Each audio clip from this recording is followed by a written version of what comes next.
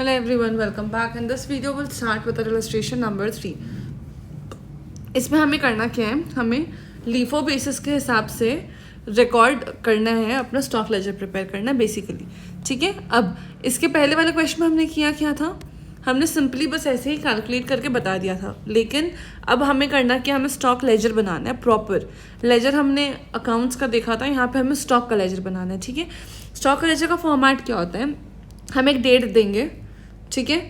Date के साथ फिर हम दिखाएंगे कि हमारे कितने आए, कितने रिसीट्स हुए, कितने हमने इशू किए और क्या हमारी बैलेंस बची है इन्वेंट्री की, वो तीनों सारी चीज़ें दिखाएंगे.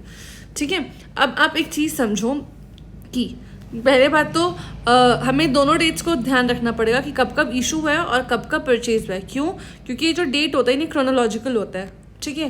क्रोनोलॉजिकल, आप क्रोनोलॉजी समझिए, वो वाला नहीं मतलब बोल सकते. क्रोनोलॉजिकल बेसिकली क्या होता है कि डेट बाय डेट आता है.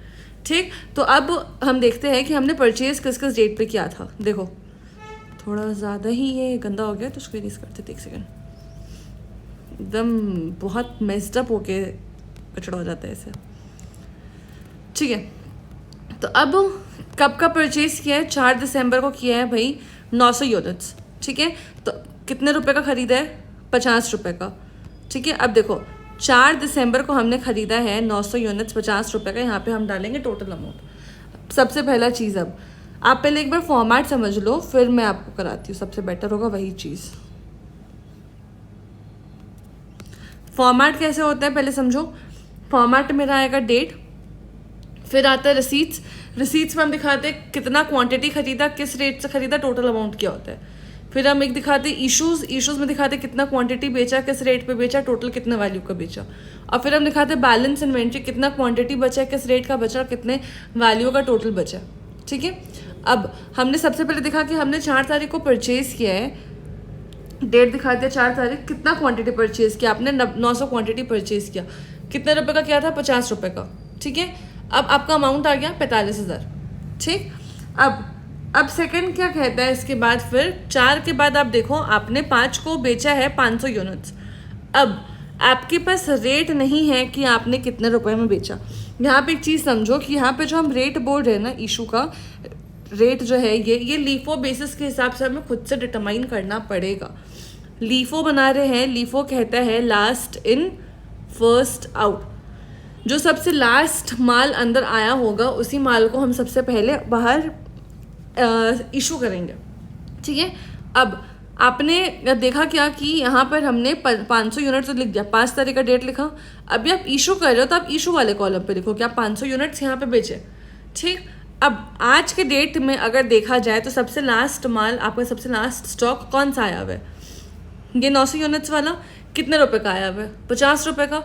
तो हम यहाँ पे क्या दिखाएंगे, हमने इशू किया 50 रुपये का, मतलब 50 रुपये आइटम का रेट है. टोटल वैल्यू हो जाता है 25,000. अब आप देखो इस डेट पर कि आपके पास कितना बैलेंस बचता है. आपने 900 खरीदा था. देखो आपने 900 यूनिट्स खरीदा था, आपने 500 यूनिट्स बेच दिया, तो अब आपके पास 400 यूनिट्स बचे. कितने रुपए के बचे, 50 रुपये के. तो यहाँ 50 दिखा दिया हमने और टोटल यहाँ पे इसका वैल्यू आ गया 20,000. ठीक है. 5 दिसंबर के बाद नेक्स्ट आपने क्या किया है, 5 के बाद यहाँ पे 10 को आपने खरीदा है. कितना यूनिट्स खरीदा है, 900 यूनिट्स 400 यूनिट्स खरीदा 55 रुपये से. 10 के बाद 11, 19, 28. हम यहाँ पे काम करते हैं. 10 के बाद 11, 19, 28. यहाँ पे मैंने डेट लिख दिया. ठीक है. अब आपने 10 तारीख को खरीदा था. 10 को कितना यूनिट्स खरीदा था, 400 यूनिट्स. तो अब 10 तारीख को 400 यूनिट दिखाओगे, कितने रुपए के हिसाब से खरीदा था, 55 के हिसाब से. ये आ गया 22,000 रुपये आपका टोटल. अब आज ऑन 10 दिसंबर आपके पास कितना स्टॉक बचा. पहले का तो ये वाला आपका जो बचा हुआ है 400 यूनिट्स 50 रुपये के हिसाब से, वो तो है ही है. और एक आप और अलग से रो बांट लो क्योंकि आपका अलग डेट का परचेज है, बाद का परचेज है, बोल के हम लोग यहाँ पे ना अलग अलग नीचे नीचे लिखेंगे. ठीक है. 400 यूनिट्स आज जो खरीदा 55 रुपये के हिसाब से 22,000 ये आया. नेक्स्ट अब 10 के बाद हमने 11 को फिर से परचेज किया है 300 यूनिट्स 55 रुपये के हिसाब से. ठीक है. तो हम दिसंबर 11 फिर से यहाँ पे लिखेंगे 11, 300 यूनिट्स 55 के हिसाब से टोटल. अब मेरा बैलेंस क्या बचेगा, ऊपर का ये दोनों तो एज इट इज अभी लिख दो क्योंकि कुछ सेल हुआ नहीं है. ठीक है. इसके बाद एक सेकेंड, इसके बाद ये जो 300 यूनिट्स हमने खरीदा 55 रुपए के हिसाब से, वो भी मैं अलग से दिखा दूंगी, कोई डाउट इसमें? ठीक है। तो अगर कोई पूछता है आपसे कि एज ऑन 11 दिसंबर आपका क्या स्टॉक है आपके पास, तो आप क्या बताओगे? ये सारे स्टॉक्स है, इतना का वैल्यू है आपका। 400 यूनिट्स आपने 50 रुपए से खरीदा, 400 यूनिट 55 से खरीदा, 300 यूनिट 55 से खरीदा। ठीक है। 11 के बाद आ जाते, 11 के बाद आपने फिर से 19 को खरीदा है। 19 को कितना खरीदा है? 200 यूनिट 60 रुपए से। ठीक है। तो हम फिर रिसीट साइड जाएंगे। 11 दिसंबर, हाँ 19 दिसंबर, 200 यूनिट 60 रुपए से 12,000। ठीक है, 60 रुपए का ही था ना, एक सेकंड।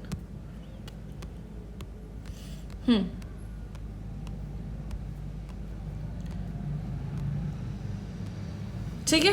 अब मेरा ये हो गया। अब मेरा आज के डेट में एज ऑन 19th क्या स्टॉक बचता है? ये जो ऊपर का सारा स्टॉक्स था वो तो एज इट इज है, और आज मैंने और ख़रीद लिया 200 यूनिट 60 रुपए के हिसाब से, वो भी मैंने यहाँ पे दिखा दिया। तो मेरी जो टोटल इन्वेंट्री है वो कितने की है?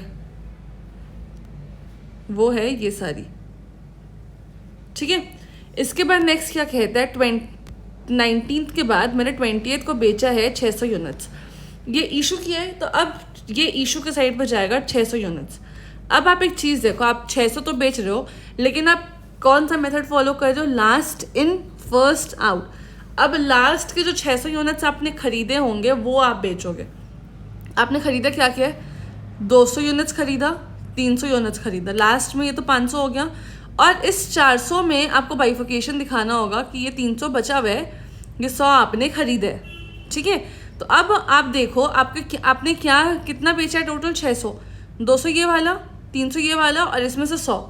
ठीक, 200 300 100 क्या क्या रेट से बेचा? हम ये क्यों कर रहे हैं? क्योंकि हमने लास्ट में जो खरीदा, ये लास्ट में खरीदा था सबसे रेटलेस। देखो लास्ट में 200 वाला खरीदा था, तो वो पहले दिखाया, फिर उसके पहले वाला दिखाया, फिर उसके पहले वाला दिखाया। ठीक है। अब क्या करेंगे हम लोग? यहाँ पर 200 यूनिट्स हमने 60 रुपए से खरीदा था, तो हम यहाँ पे 60 रुपए दिखा दिया। 300 हमने 55 से खरीदा, तो यहाँ पे 55 दिखा दिया। 100 हमने ये भी 55 से खरीदा, तो यहाँ पे 55 दिखा दिया। ठीक, ये हमने 600 यूनिट्स अपना इशू करके दिखा दिया। अब आपके पास स्टॉक क्या बचा? ये 400 यूनिट 50 का तो पूरा बच रहा है, 400 यूनिट 50 का ये तो पूरा बच रहा है। अब इस 400 में आपने 100 तो बेच दिया, तो सिर्फ आपके पास 300 बचा। 300 का रेट कितना हो जाएगा? 55। तो यहाँ पे दिखाएंगे 300 यूनिट 55 रुपए के हिसाब से 16,500। ठीक है। अब अगर आज ऑन 20 दिसंबर कोई आपसे पूछता है कि बेटा आपके पास स्टॉक कितने का बच रहा है, तो आप क्या बोलोगे? मैडम जी मेरे पास ये स्टॉक्स है, 400 यूनिट है 50 रुपए के हिसाब से, और 300 यूनिट है 55 रुपए के हिसाब से। और अगर मैं आपसे वैल्यू पूछती हूँ तो आप बताओगे 20,000 प्लस 16,000 दैट इज 36,500 का आपके पास स्टॉक है, आप ऐसा बोलोगे। ठीक है, ये हो गया। अब 20 के बाद कहता है कि मैंने 28 को स्टॉक खरीदा है 800 यूनिट्स 47 रुपीज़ के हिसाब से। ठीक है, तो 28 को मैं यहाँ पे वापस से इशू रसीट साइड पे जाऊँगी, ये तो हो गया। 28 को जाऊँगी 800 यूनिट 47 के हिसाब से, ये मैंने दिखा दिया। ये 37,600 इज़ नथिंग बट 800 और 47 का मल्टीप्लिकेशन। ठीक है, क्योंकि टोटल अमाउंट है वो। अब अगर आज ऑन 28 मेरे पास स्टॉक बोलूँगी तो क्या क्या बचेगा? ये ऊपर वाले तो स्टॉक एज इट इज आ जाएंगे, और एक और रो में ऐड करूँगी इसके लिए 800 इंटू 47 वाले के लिए। ये हो गया। अब इसके बाद मैंने इशू किया है ऑन 29 500 यूनिट्स। अब आप देखो कि आपने लास्ट के 500 यूनिट्स कब खरीदे? ये 800 वाले में ही खरीदे। इसका वैल्यू कितना है? 47। तो आप दिखा दिए कि 500 यूनिट्स आपने इशू किया है 47 रुपीज़ के हिसाब से, जिसका टोटल वैल्यू होता है 23,500। ये हो गया, क्लियर है? अब आपके पास स्टॉक क्या क्या बचा है आप देखो। ये दोनों तो एज इट इज बचा हुआ है, 400 इंटू 50 और 300 इंटू 55। देखो 400 इंटू 50 और 300 इंटू 55, ये तो आपके पास एज इट इज बचा हुआ है। लेकिन ये जो 800 यूनिट्स है, इसमें से आपने 500 तो बेच दिए, तो आपके पास कितना बचा? 300 बचा। किस रेट से? 47 से। तो ये भी मैंने दिखा दिया। ठीक है। अब अगर आपसे कोई पूछता है कि आपका स्टॉक का वैल्यूएशन कितना है, तो आप बताओगे आपके पास टोटल क्वांटिटी कितना है, 1000 क्वांटिटी है जिसका वैल्यू है ये तीनों का सम 36,500, 36, 46, 5600, जिसका वैल्यू आता है टोटल 50,600 रुपीज़। ये हो गया, इसमें कोई डाउट? ठीक है, सिंपल था। बस आपको एक चीज़ ध्यान रखना है कि अगर क्वेश्चन लीफो बोलता है तो जो लास्ट में आया है स्टॉक आपको पहले इशू करना है, रेट लास्ट वाले स्टॉक का लेना है। अगर फीफो बोलता है, फर्स्ट इन फर्स्ट आउट बोलता है, तो जो पहले वाला स्टॉक आया है उसको इशू करना और रेट पहले वाले स्टॉक का लेना, दैट्स इट। ठीक है, क्लियर है? आई होप आपको ये क्वेश्चन समझ आ गया होगा। है सिंपल, बस आपको थोड़ा ध्यान से करना है। बहुत मतलब थोड़ा हौच पौच हो जाता है क्योंकि काफ़ी सारे कॉलम्स आ जाते हैं, काफ़ी सारे रोज देखना होता है उस वजह से, वरना क्वेश्चन बहुत सिंपल है। ठीक है, नेक्स्ट वीडियो में मिलते हैं नेक्स्ट क्वेश्चन के साथ। चैनल सब्सक्राइब करना, वीडियो लाइक करना, दोस्तों के साथ शेयर करना ना भूलें। तब तक के लिए बाय।